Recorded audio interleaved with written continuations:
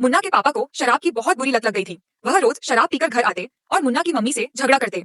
उनकी इस आदत से मुन्ना की मम्मी बहुत परेशान रहती थी। एक दिन जब हालात और बिगड़ गए तो मुन्ना की मम्मी तंग आकर घर छोड़ने का फैसला कर लेती है। लेकिन मुन्ना के पापा उसे अपने साथ नहीं जाने देते। मजबूर होकर मुन्ना की मम्मी अकेले ही घर छोड़कर चली जाती है। मुन्ना अपनी मम्मी की याद में हर रोज रोता रहता, लेकिन उसके पापा को उसकी कोई परवाह नहीं थी। वह सिर्फ शराब के नशे में डूबे रहते थे। फिर एक दिन अचानक मुन्ना के पापा की तबीयत बहुत खराब हो जाती है। घबराया हुआ मुन्ना तुरंत अपनी मम्मी को फोन करता है और सारी बात बताता है। जैसे ही मम्मी को यह पता चलता है, वह तुरंत घर लौट आती है और मुन्ना के पापा को अस्पताल लेकर जाती है। अस्पताल में डॉक्टर उनकी जांच करने के बाद बताते हैं कि उनकी बीमारी का अब कोई इलाज नहीं है और वह ज्यादा दिन तक जीवित नहीं रह सकते।